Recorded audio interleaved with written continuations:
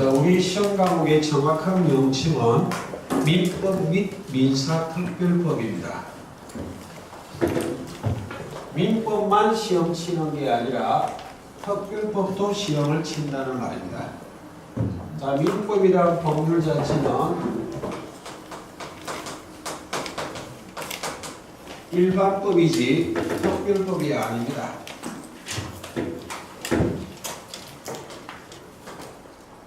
일반법이란 용어하고 특별법이란 용어는 반대되는 개념이에요. 대별되는 개념이다. 자, 민법이란 법률에 문제가 생길 수 있어요. 민법에 어떤 규정이 있는데 그 규정을 어떤 법률관계에 그대로 적용해 보니까 문제가 생겨. 그때는 특별법을 만든다고. 그 문제를 해결하기 위해서. 그래서 공인중개사와 관련된 내용 중에 민법에 관련된 특별법도 시험을 친다. 이 특별법은 민법이 아니다 라는 걸 이해하시고 나중에 그래서 특별법 우선의 원칙 이런 걸 배울 거예요.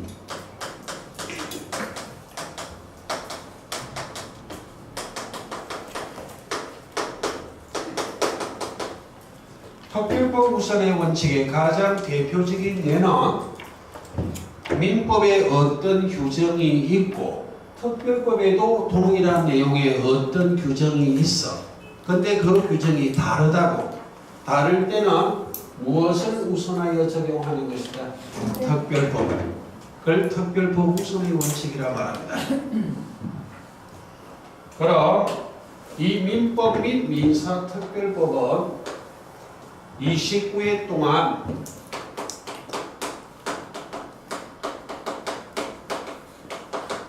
어떻게 시험에 출제되어 왔는가?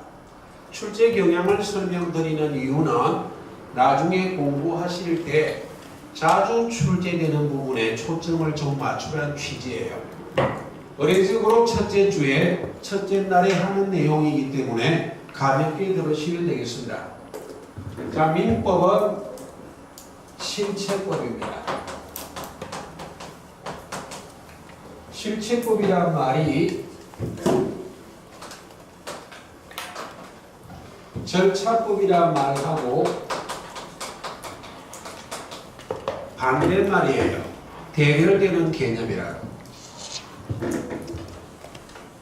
그럼 민법이란 실체법을 왜 만들었는지를 이해를 가볍게 해 보겠습니다.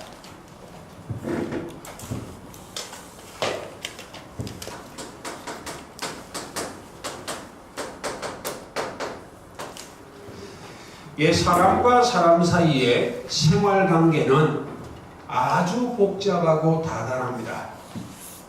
그 속에 법률관계라는 게 있다.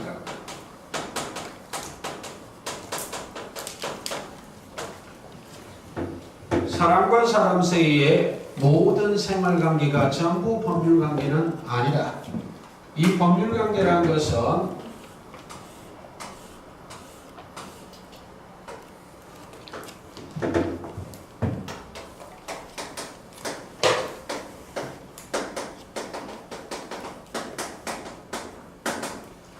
법에 의해서 규율되는 생활관계를 법률관계라고 말해요.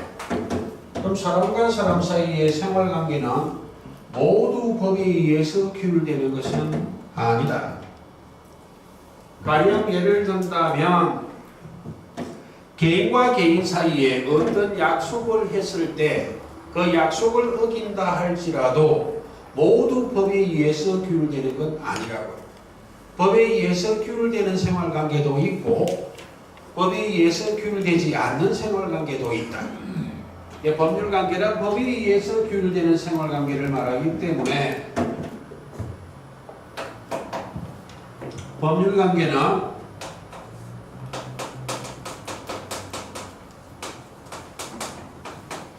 권리 의무 관계로 나타난다.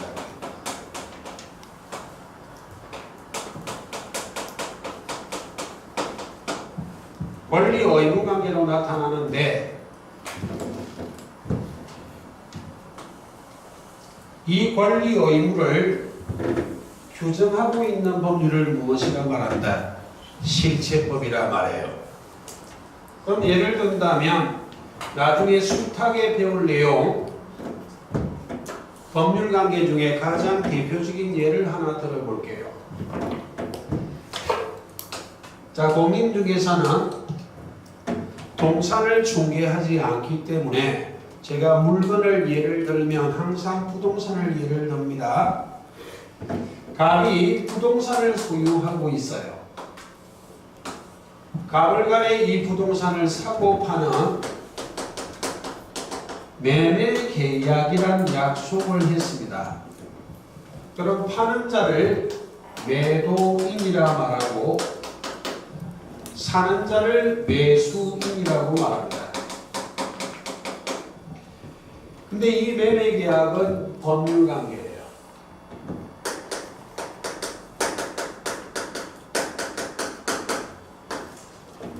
갑을 사이에 매매 계약이란 약속은 법률관계이기 때문에 법에 의해서 규율되는 생활관계이기 때문에 즉 권리 의무관계로 나타날 수밖에 없습니다.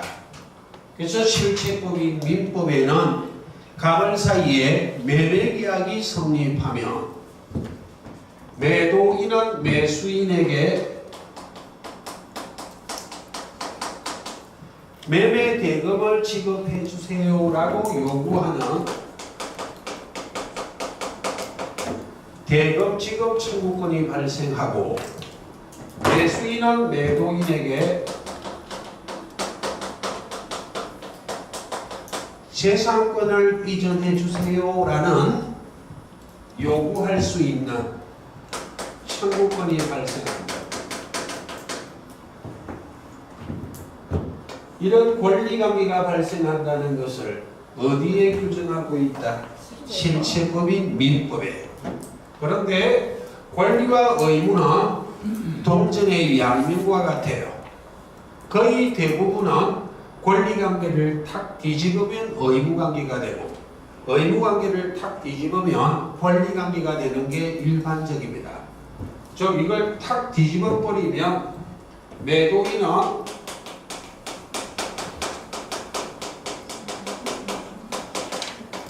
재산권 이전 의무가 있고 매수인은 대금 지급 의무가 있다.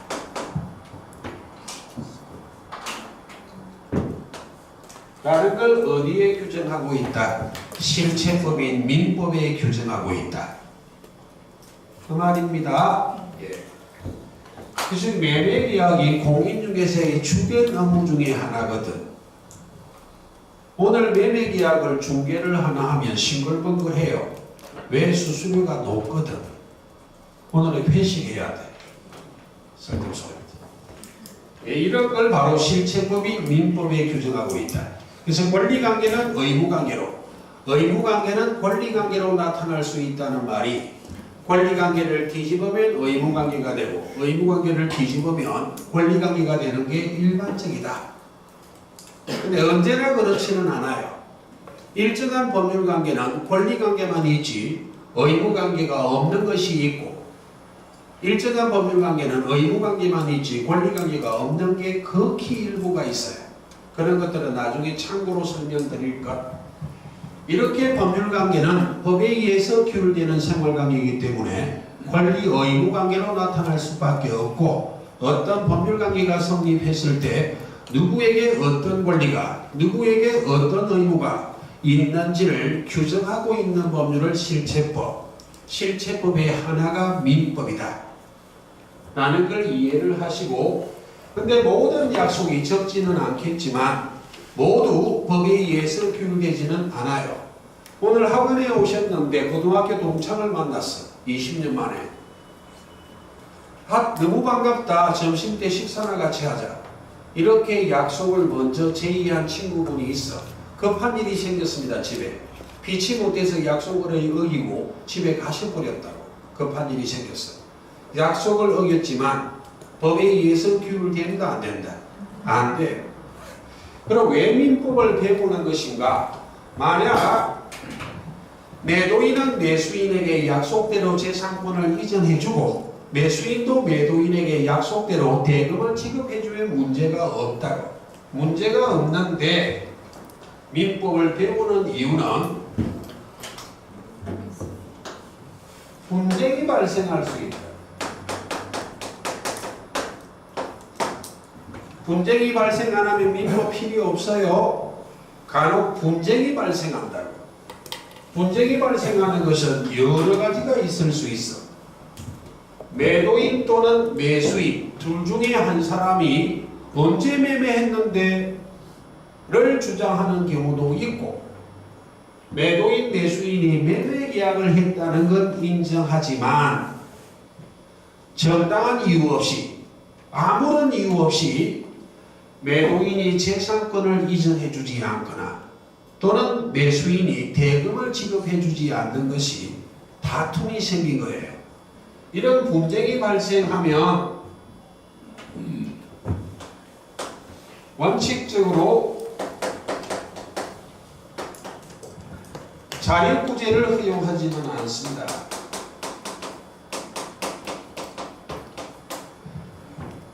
자력구제란 말이 스스로 자자 힘력자, 스스로의 힘으로 구제하는 것은 원칙적으로 허용하지 않는다.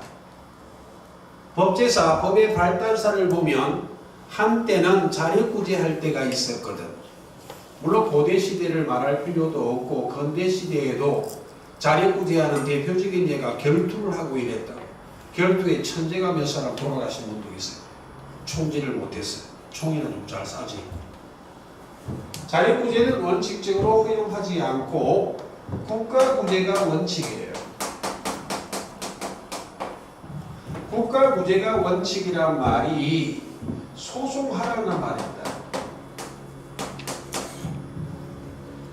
소송하면 국가기관인 법원이 판단하겠다는 이야기예요.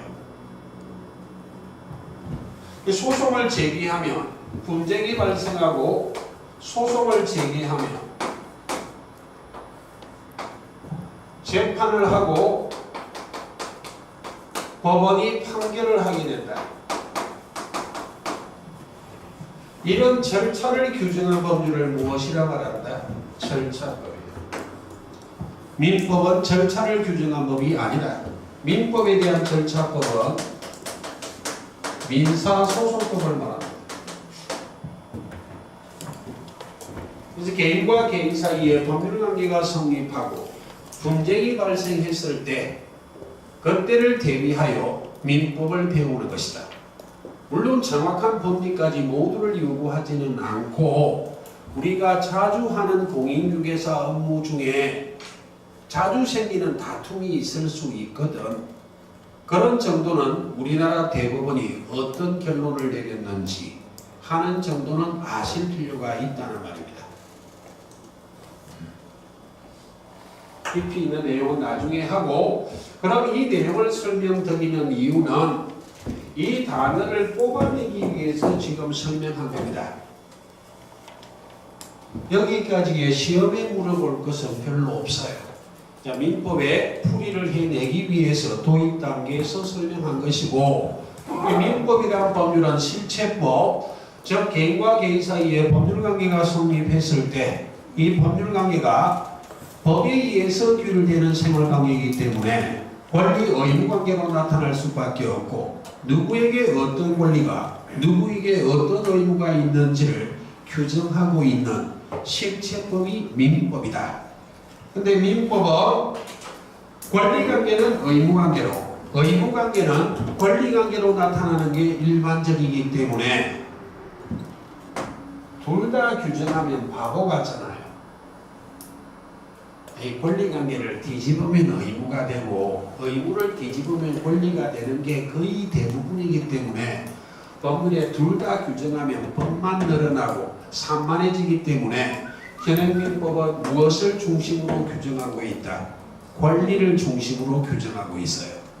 그래서 민법이 이렇게 되어 있다.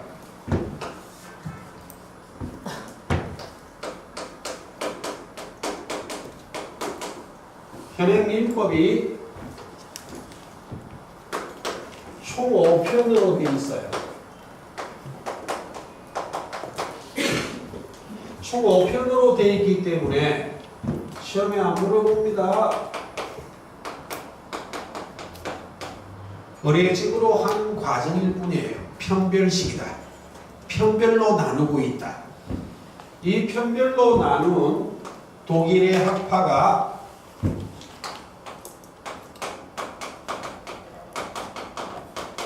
판덱텐 학파이기 때문에 판덱텐식이다. 이렇게도 표현해요.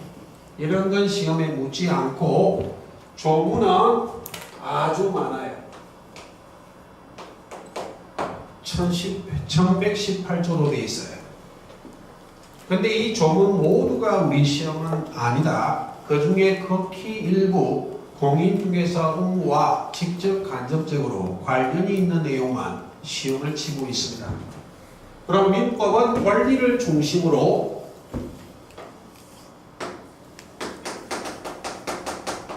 법률을 규정하고 있는데 이 권리는 크게 두 가지로 나눌 수 있습니다. 예, 재산권이 있고 가족권이 있어요. 재산권을 규정하고 있는 법률을 재산법, 가족권을 규정하고 있는 법률을 가족법, 그렇게 말해요. 가족법은 과거에는 신분법이라는 용어를 썼다고. 신분법이라는 용어를 썼지만 지금 신분제 사회가 아니기 때문에 가족법이라는 용어가 더 적합한 용어인데 오랜 세월 동안 가족법을 신분법이라는 표현을 썼기 때문에 교재에는 그대로 드러나기도 해요. 예. 그때 재산권의 가장 대표적인 권리가 두 가지가 있어요. 물권이라는 권리가 있고 채권이라는 권리가 있고, 물권이 무엇인지 채권이 무엇인지는 하나씩 점진적으로 배워나갈 예정입니다. 가족권은 친족권이 있고 상속권이 있어요.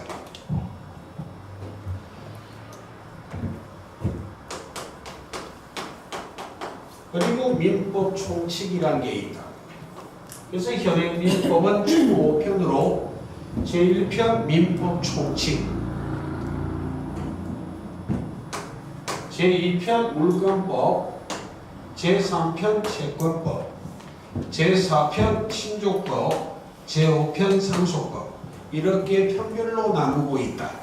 그런데 이 중에 친족 상속법, 가족법은 시험 범위가 아닙니다. 여기에 관계된 것을 공인중개사가 중개하지는 않기 때문에 가족법은 시험 범위가 아니고 제1편, 2편, 3편 민법 총칙, 물권법, 채권법이 시험 범위가 되겠습니다. 그런데 민법 총칙은 모두가 시험 범위가 아닙니다. 민법 총칙의 극히 일부 법률 행위를 중심으로 시험을 출제한다.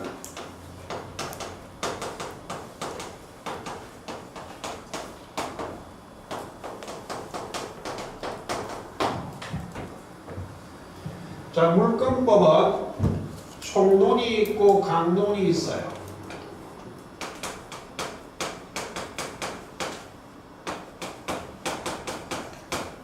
채권법도 총론이 있고 강론이 있습니다.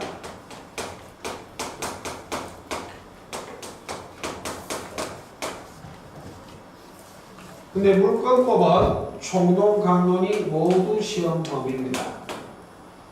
물권법은 질권을 제외하고 모두가 시험 범위예요. 질권은 원칙적으로 동산을 목적으로 하는 권리이기 때문에 공인중개사는 동산을 중개하지 않기 때문에 물권법의 시험 범위는 질권을 제외한 나머지 부분이 시험 범위다. 근데 채권법은 총론은 시험 범위가 아니고 강론만 시험 범위인데 강론 중에 극히 일부 계약 파트를 시험을 친다. 채권법은 아주 방대해요. 그 중에 극히 일부 채권법 강론 중에 계약 파트만 시험을 치기 때문에 우리 교재는 제1편 민법 총칙, 제2편 물권법, 제3편은 채권법이라 되어 있지 않고 계약법이라 되어 있어요. 제4편은 민사특별법이에요. 이 계약법도 총론 강론으로 나눌 수 있습니다. 계약법 중에 또 총론 강론이 있다. 이걸 시험을 친다는 말이에요.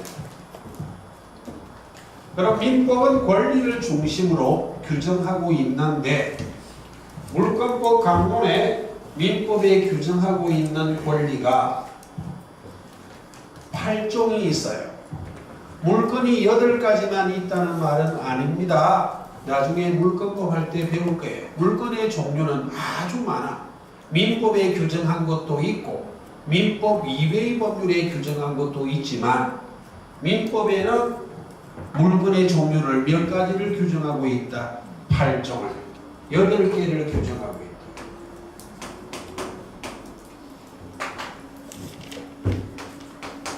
지금 전체를 한번 보는 겁니다. 점유권, 소유권, 지상권, 시효권, 전세권,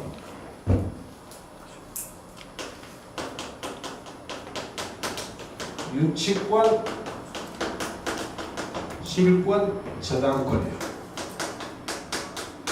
현재 민법의 8종의 물건 중 질권은 시험 범위가 아니다. 질권을 제외한 모든 부분이 시험 범위가 되겠습니다. 자, 계약법 강론에는 15개의 민법 규정에 두고 있는 민법전에 규정을 두고 있는 것을 전형계약이라고 배울 거예요. 이 전형계약을 달리 이설유자 이름명자 유명계약이라고 말해요. 왜? 민법전에 이름이 있기 때문에. 그런데 안일비자를 붙이면 전형계약이 아니다. 이 말은 민법전에 이름이 있다 없다? 없어요. 계약의 종류는 아주 복잡하고 다단합니다. 왜? 계약 자유의 원칙이기 때문에. 계약의 종류는 아주 많은데 민법전에 규정하고 있는 것은 이름을 두고 있는 전형계약은 15가지가 있어요. 그 15가지 모두가 시험 범위가 아니고 3가지만 시험 범위예요. 매매계약, 교환계약, 임대차계약, 이 3가지만 시험을 치고 있다.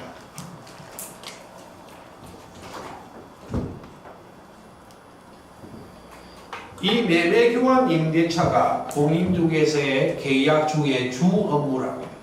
매매를 하면 오늘 싱글벙글, 임대차를 하면 담담합니다.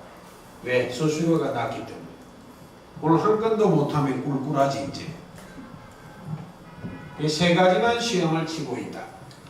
를 이해하시고, 그럼 여기까지가 민법인데 민사특별법이란 가장 대표적인 예를 설명하듯이 제가 말하는 이것만을 말하지는 않습니다. 나중에 특별법 우선의 원칙은 공부하는 과정에서 좀 더 심도 있게 설명드릴 것이고, 일단 가장 기본은 일반법이 민법의 동일한 사안에 대해서 어떻게 하겠다는 규정을 두고 있고, 동일한 사안에 대해서 특별법에도 어떻게 하겠다는 규정을 두고 있는데 그 2가지 규정이 달라. 다를 때는 무엇이 우선하는 게 원칙이다? 특별법이. 왜 그럼 다른 규정을 만들었는가? 일정한 법률관계에는 일반법이 민법을 그대로 적용해 보니까 문제가 생겨요. 특별한 법률관계에는 민법을 적용하지 않고 특별법을 우선하여 적용하기 위해서 똑같은 내용에 대해서 달리 규정하고 있다. 그럼 민법에 규정하고 있는 것이 특별한 법률관계는 그대로 적용하면 문제가 생긴다는 말입니다. 즉 다시 말하면 이 소유권에 관련된 특별법이 있어요. 특별한 법률관계에는 민법의 소유권에 관련된 규정을 그대로 적용해 보니까 문제가 생기기 때문에 특별법을 제정하였다. 그게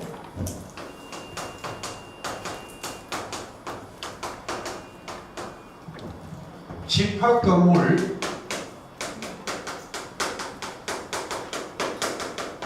소유 및 관리에 관한 법률.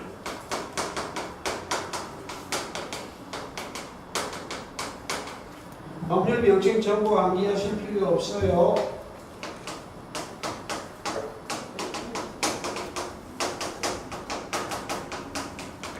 부동산 실권리자 명의 등기 등에 관한 법률.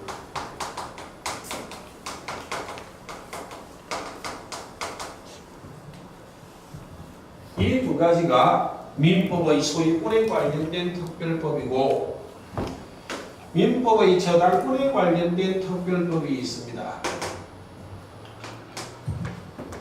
가등기 담보 등에 관한 법률.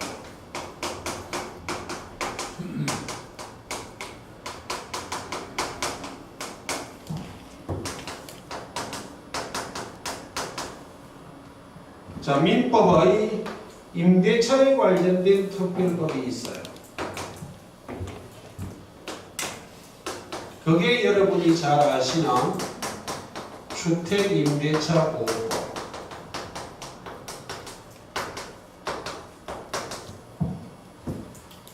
상가건물 임대차 보호법.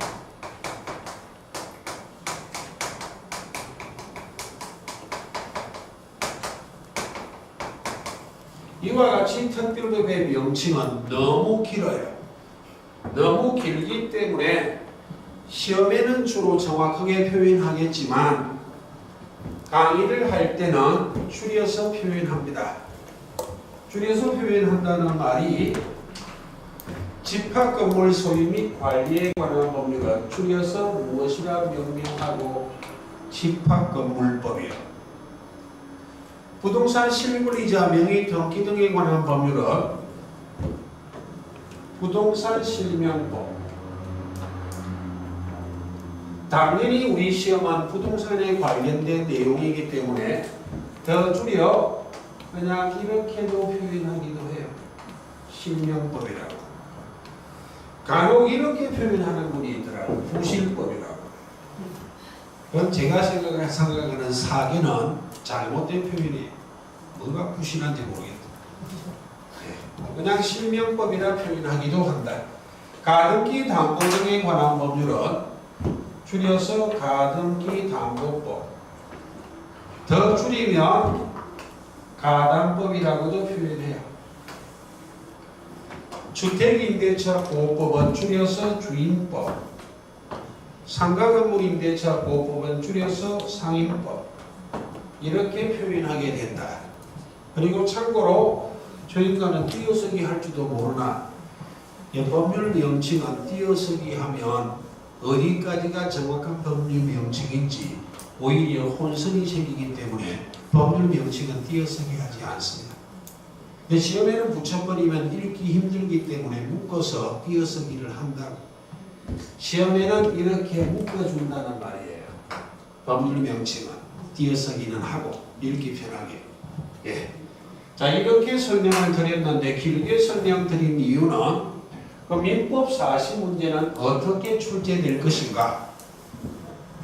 민법이 34문제가 출제가 됩니다. 그리고 민사특별법이 6문제가 출제가 돼요. 그럼 민법에서는 어떻게 출제할 것인가? 그 거의 대부분 이렇다는 말이지 언제나 그렇다는 말은 아닙니다. 대부분 민법 총칙은 10문제, 물권법은 14문제.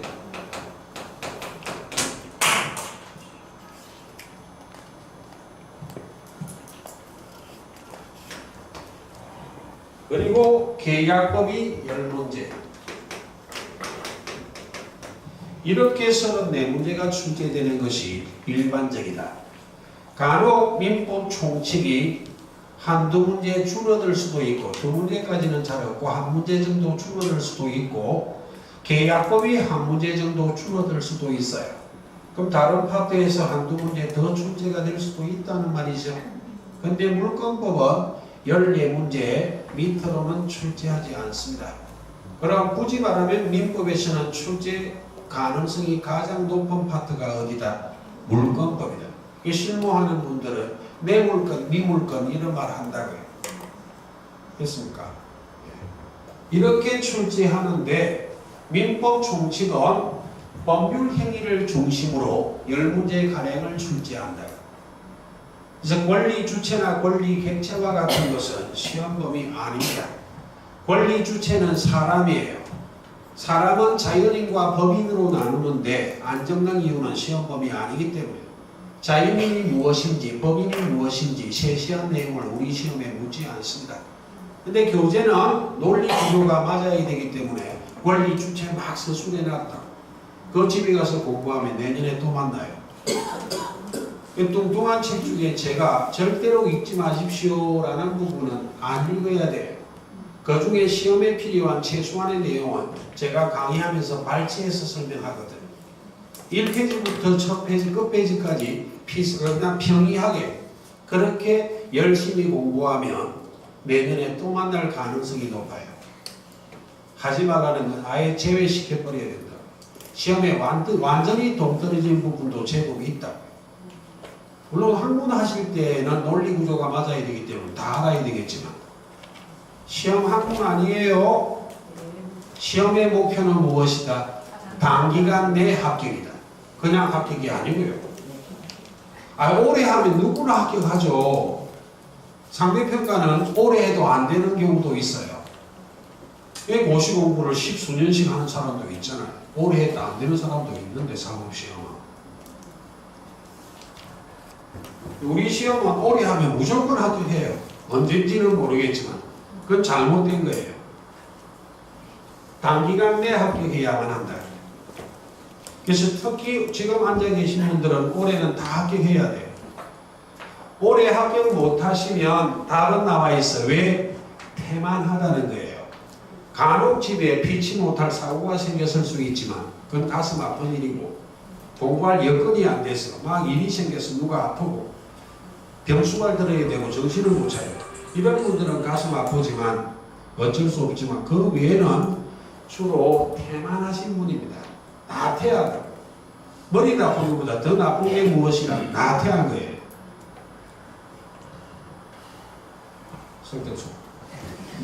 네, 하면 11월부터 앉아 계신 분들은 무조건 합격할 수 있습니다. 특히 절대평가, 과락 없이 평균 60을 득점하면 무조건 합격할 수 있는 시험이고, 둘째는 다른 과목은 그 과목당 선생들이 이야기할 것이고, 민법은 출제되는 부분이 거의 90% 이상이 딱 정해져 있어요. 근데 우리 시험은 문제은행식이 아니라고. 나중에도 강조하겠지만 기출문제 계속 반복해서 본다고 성적이 잘 나온다? 절대 아닙니다. 물론 안 보신 분보다는 좀 낫겠지만 기출문제만 잘 풀어. 근데 똑같은 문제를 약간 변형시켜버리면 이해가 안 된 상태라면 다른 문제로 알아요. 기출문제만 냈다 이어서는 합격 못합니다. 출제 가능한 부분은 9할 이상이 거의 딱 정해져 있지만 그 부분에서 어디에서 나온다는 것은 100% 찍어드려요. 9할 이상은. 근데 그 부분에 나올 때 이해를 해야 되는 부분이 있다. 약간 변형을 시켜버리면 답을 못 찾는다고. 무작정 암기하면. 자주 출제되는 부분은 이해를 좀 하셔야 돼요. 나중에 강조할 것이고, 그럼 자, 물권법을 총론 강론으로 나누었을 때 보통 14문제가 출제가 되는데 주로 총론이 8문제, 강론이 보시다시피 7개나 있기 때문에 보통 8문제를 출제하는 게 일반적입니다. 그리고 계약법은 약간 차이는 있지만 보통 총론이 5 내지 6문제, 강론이 4문제 이렇게 출제되는 게 일반적이고, 민사특별법은 법률이 5개인데 시험은 6문제를 출제한다고. 그럼 기본적으로 각 법률마다 한 문제씩은 출제해 줘야 되잖아요. 되겠습니까? 예, 기본적으로 한 문제씩은 출제하는데 어딘가 2문제를 출제하는 경우가 있다. 그런데 상가건물 임대차 보호법은 법이 특별하게 최근에 많이 개정되지 않는 한 주로 2문제가 출제되는 경우는 거의 없어요. 왜? 주택임대차 보호법이 먼저 만들어졌고 그 이후에 상가건물 임대차 보호법이 만들어졌는데 상인법을 만들 때 주인법의 규정을 그대로 모방했거든. 거의 구조가 똑같아요. 몇 가지 차이점을 제외하고는. 그 상인법을 공부하는 방법은 나중에 주인법을 정확하게 이해하고 상인법은 주택임대차 보호법에 규정하지 않는 독특한 내용만 기억하면 된다고. 그래서 상인법은 2문제가 출제되는 경우는 거의 없어요. 나머지 4가지 법률에서 2문제가 출제가 될 수가 있다. 그런데 이때까지 가장 많이 2문제를 출제한 것은 공인중개사의 주 업무 중에 주택임대차를 준비하는 경우가 아주 많거든. 기본 깔고 가는 거예요. 그래서 주택임대차 보호법이 2문제가 가장 많이 출제됐습니다. 근데 집합건물법이 2문제가 출제된 경우도 있고 가등기 담보 등에 관한 법률이 2문제가 출제된 경우도 있지만 다소 이례적이에요. 근데 민사특별법은 나중에 공부를 하시면 2차 과목하고 중복이 돼요. 2차 과목 중에 중개사법이에요. 공인중개사법은 중개 실무와 뗄래야 뗄 수가 없는 게 주택이나 상가건물 임대차거든. 이 법률은 거기서도 배워요. 더 심도 있게 물어본다. 민법하고 출제하는 경향이 약간 달라요. 그리고 부동산 실명법도 공인중개사법에도 배웁니다. 이 3가지 법률은. 집합건물 소유 및 관리에 관한 법률은 약간 관련성이 있는 것이 부동산 공시법은 등기법 지정법으로 나누어지는데 등기법에 보면 집합건물에 관한 등기를 배워요. 구분건물, 집합건물이요. 거기서 약간 관련 있는 사항을 배우는 것이고 이 가담법은 2차 과목과는 아무 관계없습니다. 이 개인적인 사견으로 제 생각에는 가담법을 2문제를 출제하는 게 가장 합리적일 것 같은데 그렇게 출제한 경우는 별로 없습니다. 자, 이렇게 출제가 된다. 그럼 전제하여 말씀드렸지만 제가 강의할 때에는 100점짜리 강의를 하겠지만 모든 것들을 항상 세세하게 하지는 않아요. 자주 출제되고 중요한 논점은 어떻게 변형되더라도 여러분이 모두 득점할 수 있도록 강의하지만 간혹 출제되는 것은 이렇게 출제될 수도 있습니다를 보여주는 내용이 있거든. 그런 것들은 한번 들어보시는 것이지 집에 가서 심도 있게 연구하는 것은 노력의 낭비일 수도 있어요. 시험에도 전략 전술이 필요하다. 단기간 내에 깔끔하게 합격하기 위해서는. 그래서 민법은 여러분이 욕심을 내는 것은 최대 80점이에요. 그러니까 제가 강의하는 부분 중에 중요하다고 말해도 극히 일부라면 나는 이 부분은 하기도 싫고 도대체 해도 무슨 말인지 모르겠다. 이런 부분은 버려도 돼. 근데 버려도 되만 듣고 막 버려야지. 다 버려야지. 그건 안 되는. 극히 일부라면 버려도 된다 이 말입니다. 물론 그런 것도 법약 처방은 있어요. 어떤 일정 부분 최소한이 도대체 들어도 설명은 모르겠고 쳐다보면 두통만 생겨. 이건 쳐다보기도 싫다. 특히 뭐 대리 이런 거 갖고 되게 골치 아파하더라고요. 그 중에 되게 어려운 부분은 제가 강조하는 일부를 요약해 놓으면 된다. 요약해 놓고 평소에는 그냥 그 부분은 그냥 조용하게 너무 골치가 아프면 버려버리면 돼요. 그걸 언제 본다고? 시험 전날 보는 거죠.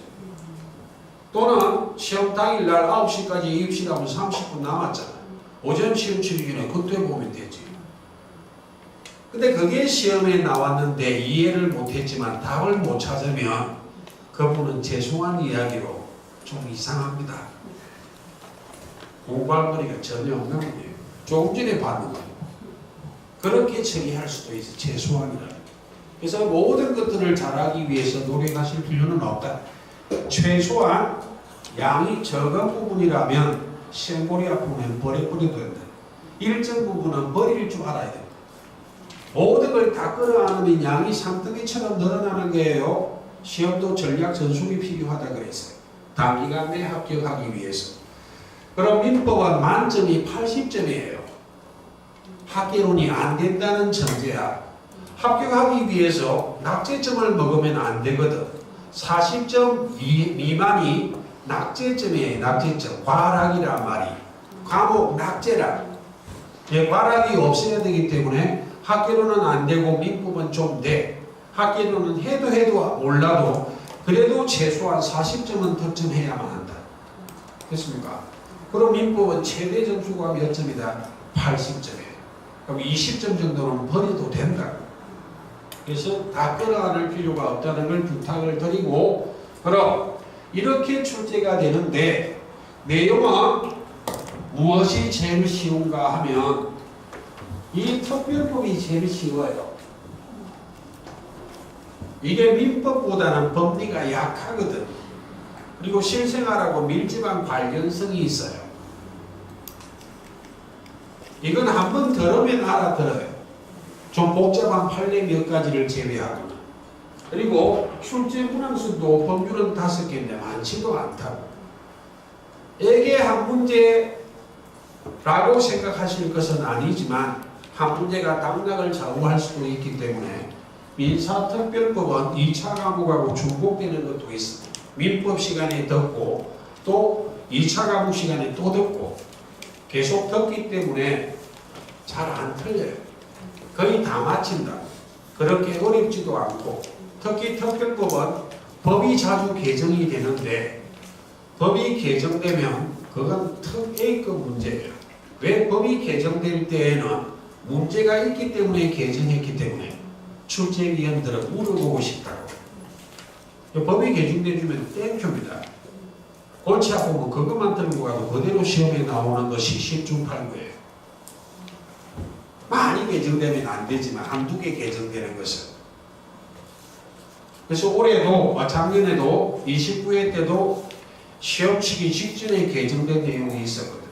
너무 임박하게 개정이 돼서 출제를 안 했어요. 그래서 민사특별법은 거의 대부분 득점해야 된다. 근데 혹 한 문제 실수하더라도 민사특별법은 한 5문제는 득점해야 돼요. 그리고 물권법은 출제 빈도가 제일 높기 때문에 물권법도 이 중에 10문제 정도는 기본 득점해야 됩니다.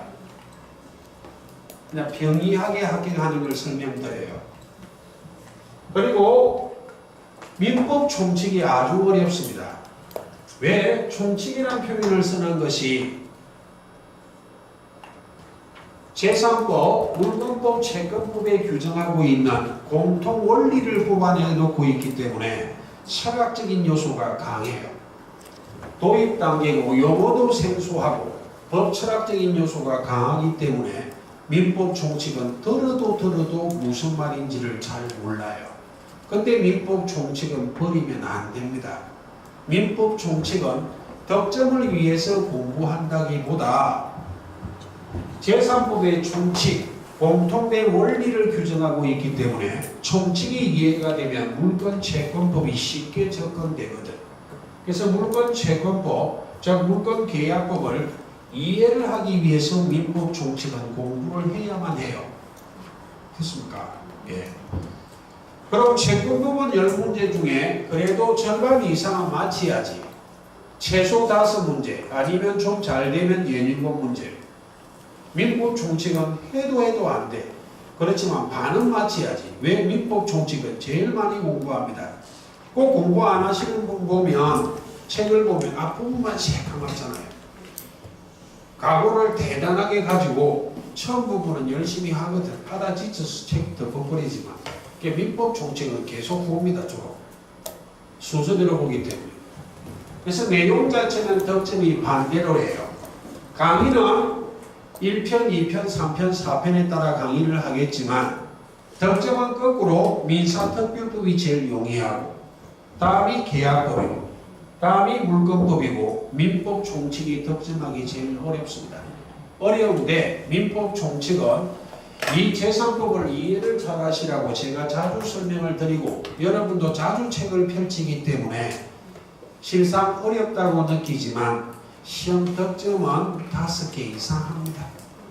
그렇게 하면 보통 75점에서 80점 나와요. 그래서 설마 학계론을 아무리 못해도 딱 40점을 득점하겠습니까? 극히 이례적이지만 그런 점수는. 그래서 학계론도 안 되는 분도 45점쯤은 득점하실 거라 보기 때문에 민법은 나는 한 75점에서 최대 80점 정도 학계론이 안 되는 분이요. 그렇게 득점하겠다는 생각을 갖고 공부를 하시면 단기간 내에 쉽게 합격할 수 있어요. 물론 반대의 경우가 생길 수도 있습니다. 학계론을 잘하고 민법은 또 안 되는 분이 있어. 그분은 반대의 논리로 그렇게 공부를 하시면 단기간 내에 쉽게 합격할 수 있다. 이제 여기까지가 가장 기본적인 오리엔테이션이고 다음 시간부터는 이 얇은 입문서를 갖고 민법의 맛을 한번 보겠습니다. 예, 잠깐만 쉬도록 하겠습니다. 네.